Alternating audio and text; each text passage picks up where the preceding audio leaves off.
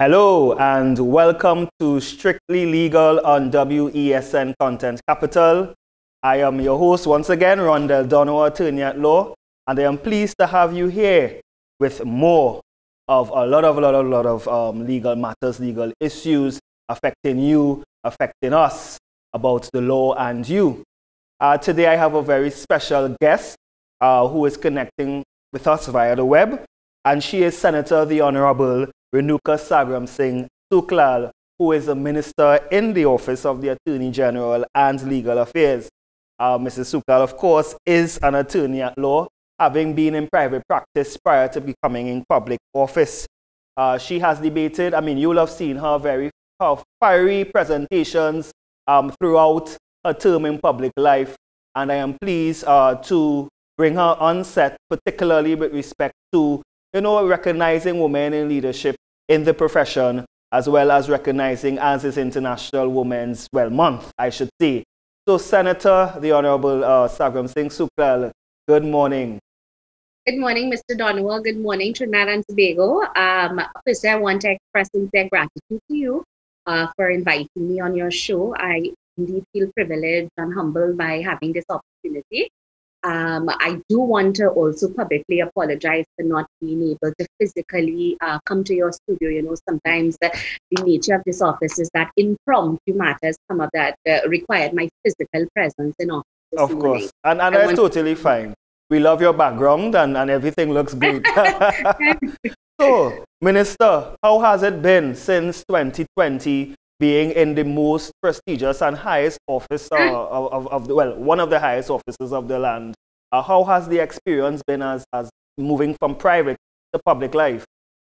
Well, no doubt, when you make any transition in life, there's a level of fear and uncertainty that you transition, and from one stage to another in your life. So, of course, I would have entered into this office. You always ask yourself, am I ready? Am I capable? Am I competent to handle what is before me? But what I can say is that I have certainly been privileged and blessed thus far having entered into this office. I have an incredible line minister, which is the Attorney General. Yes. And of course, he has been our guest recently on our special edition. So yes. So I have had his experience to rely upon, his guidance to rely upon. And then remember, even though I would have transitioned from private practice into public life, I'm still a lawyer. So all of these skills that I would have accrued over my years in private practice, you bring those, and the experience you would have been throughout the course, length and breadth of your life, you would bring that with you, no doubt, I would have brought that with me, no doubt, into the office that I presently hold. So the transition, it's a learning process. I will never pretend that I know it all. And I think that is where, as younger persons to the political arena, we rely upon the guidance of our seniors. And, as attorneys as well, we understand how important it is to have your senior to go to if you're second guessing yourself. And this is no different. So the transition, it has been, I think I'm settling in well. Yes. Of course, because I have that support of our Honourable Attorney General, and then all of the other senior politicians in the party whom I could go to for guidance and support. Yes. And you've mentioned senior, and of course, being in private practice, you were under the chambers of Family Elder Senior Council. Now, a lot of persons may not, of course, everyone knows Mrs. Elder as a very noble and criminal attorney. Now, how has been that experience working, or have you been working, or have you had worked alongside Elder? Certainly. So when I went into chamber with Mrs. Elder, I would have gone in as an intern. So I had the benefit of also serving under Theodore Guerra Senior Counsel. So it's Guerra Elder and Associates. Having served as an intern, but Mr. Guerra, of course, unfortunately, he got ill and passed not too long after, but I still had that experience of working under him. And so I was able to be mentored to an extent by Mr. Guerra. And then no doubt Mrs. Elder is an incredible human being. And this goes beyond simply just being an attorney at law. She is what I envision is a true essence and representation of what a senior is supposed to be. I have said to everyone that, contrary to what people may believe, my senior is not political, and she's a lawyer. She always says to us, she's a she is ready for hire. In other words, and she understands. She has a passion for the law, and I'll go back to why I say she is what, in my mind, is a true replica of what, or representation of what a senior is. She's one of those seniors that you can go to with any questions, any concerns. She's always been a guiding light for all of us in her chamber, whether it's relative to the law, even personal issues. More than that, senior allowed us the opportunity to grow, and she teaches us by example. She taught me by example. She's not one of those seniors who will simply assign tasks and expect that work will be done. She's there with us. So I think having that incredible privilege to work with Mrs. Elder, no doubt it would have engendered a certain level of work ethics within my own self that I think is also responsible for me being able to transition well into the new office that I hold. And so, of but course, no doubt you could say I love her. Yes. And of course, as a female, celebrating International Women's Week, month, I should say, because the day was celebrated on the 8th. Do you think that there are enough female in noble leadership or prestigious leadership positions in Trinidad and Tobago and who is recognized for such? Enough. Enough is a tricky word. Yes. I don't think there will ever be enough. But I honestly, sincerely believe that we are blessed to live in Trinidad and Tobago, a country in which, and at least I can only speak from, I will speak from my experience, my personal experience. I believe as women, we are still very much fortunate. Unlike women who may live in different jurisdictions, different countries, we are still very fortunate that we have had and we have experienced and seen strong women in leadership who encourages and who serves as mentors for new politicians or lawyers or professionals like myself. I would not say that there's ever enough, all right? But I can say that we are blessed. My personal belief that we are blessed and we are fortunate in our country as women that there is a space for us. And we have had... Yes, go ahead. And we have had those who came before us that even when there was not a space, they blazed a trail for the new ones to go through. Yeah. So I would still, so while I don't believe there is enough, and there's always space for more, but certainly I want to say that we are blessed and fortunate in this country because there are many girls in different parts of the world who cannot attest to our experience. And of course, as a female leader in the Ministry of the Attorney General and Legal Affairs, that's a big portfolio. In terms of getting the respect as a female and as an attorney, how has that transition been in the ministry, or how has the experience been in the Ministry of the Attorney General, Office of the Attorney General and Legal Affairs? So I would, because it's on the issue of respect, and I would speak again personally, right? Yes. I personally believe that respect and earning someone's respect, it transcends gender. And you have, so respect is something that I don't believe is gender-based. It is something that you have to earn through your work ethics. So if you're asking a question in the context of this office, it's something that I have to be prepared to earn. I can't roll into an office and expect that, because I'm the minister and I've arrived, that people will just automatically respect me. Well, some people think like that, respect is something that has to be earned.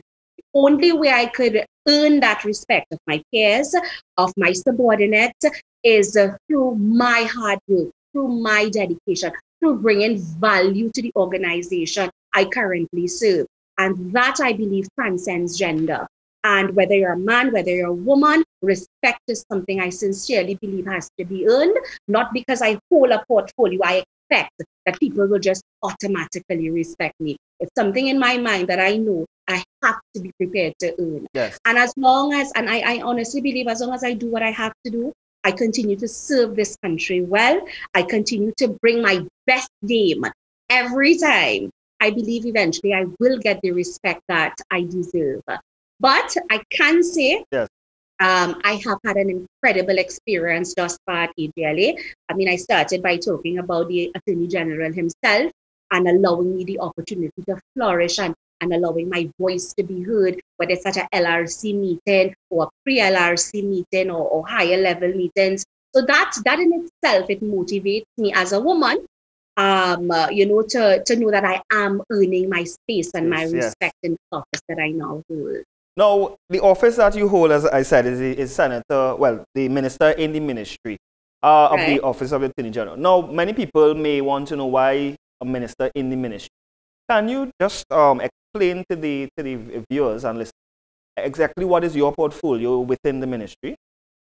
Okay, so relative to my portfolio, this is really based on the Attorney General. He, acting on the advice of the Prime Minister, will decide on what my role and functions are within this ministry.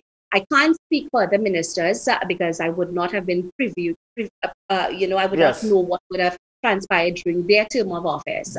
But at least during my term of office, the Attorney General made it abundantly clear to me that he wanted me to be a part of the entire ministry. So in this ministry, we have not had a division of responsibilities. What I am, again, and you know, it may sound as an overused expression, but I am privileged because I'm having the opportunity to learn the length and breadth and understand the length and breadth of the entire ministry. Remember, the Office of the Attorney General and Ministry of Legal Affairs, there are almost 19 other entities that fall under us, that answer in essence to us. Yes. That's a lot.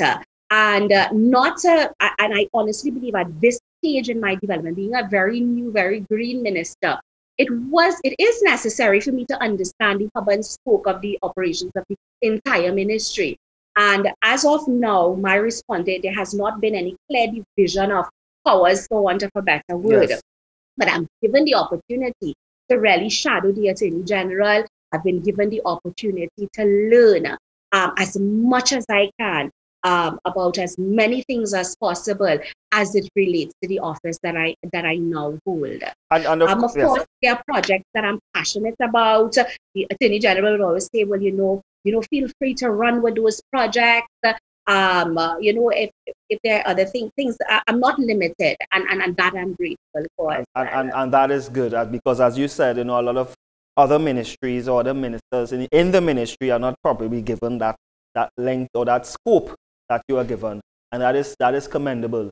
Now, tell us, what critical pieces of legislation have you been directly involved with?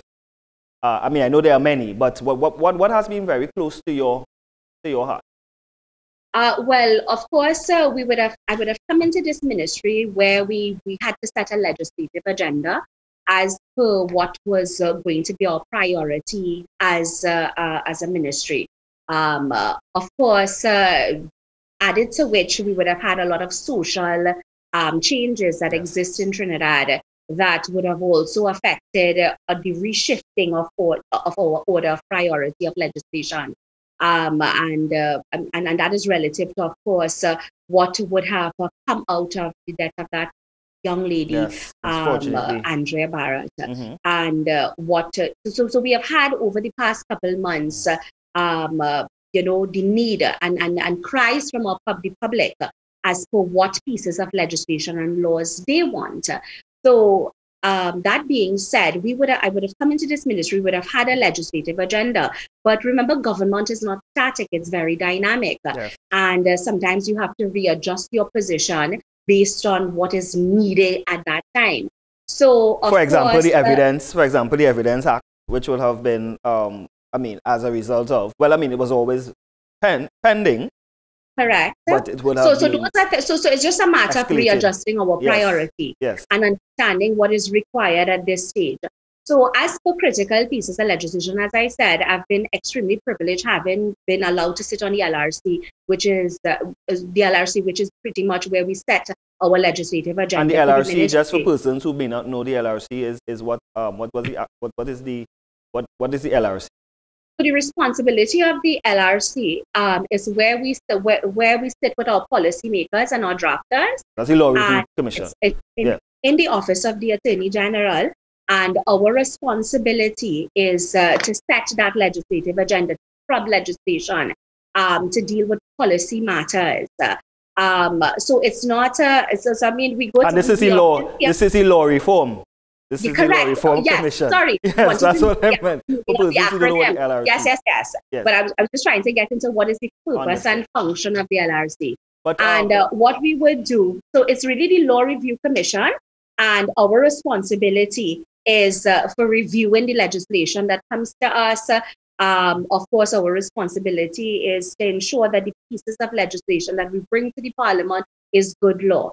Now, going back to the question that you were asking about, we, in looking the pieces of legislation that thus far that have been privileged to work on, of course, we are working on firearms amendments. We are looking at, well, I would have worked on the evidence amendment, the recently anti-gang bill that was before the Senate.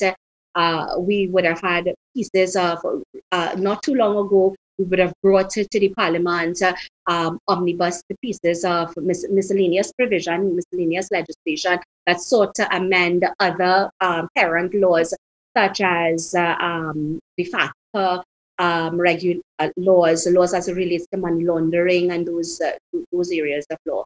So, and then certainly we would have, as a commission, when the Law Revision Commission actually meets, there would be laws that fall outside of the hub and spoke of the criminal justice system that, other ministries may have approached us with, that they believe is now, based on the time that we're existing in, legislation that is now necessary for the operations of their ministries. So I've had the opportunity not just to simply work on criminal justice legislation, but of course legislation that would touch and concern other ministries. Minister, we just pause a minute. We'll be right back for a quick break. You're watching WESN Content Capital.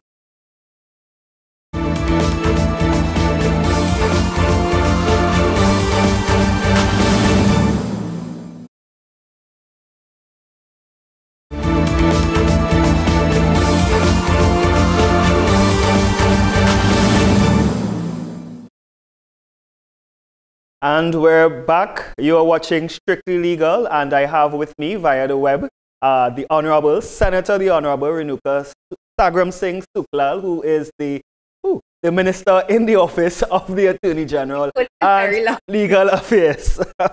I got it. That's fine.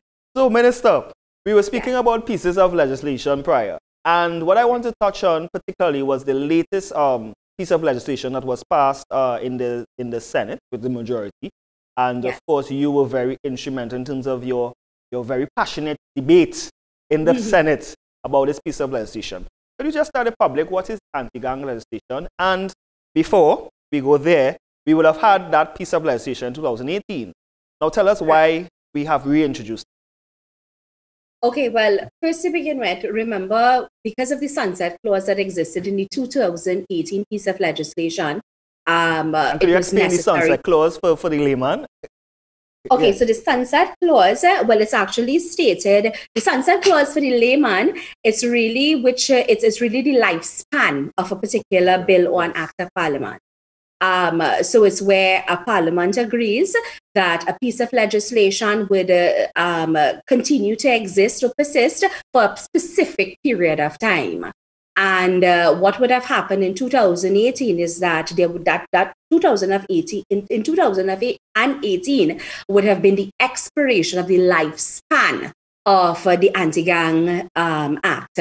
So what was required now was for the government of the day to go back to the parliament, reintroduce the bill, reintroduce the bill, debate that particular bill, and then at that time it required a special majority, of course, hoping that you would get the support of the opposition and pass that bill again, right? Yes. So therefore it becomes a now. And this is just very simply put for the man on the street to understand what we mean by the sunset clause.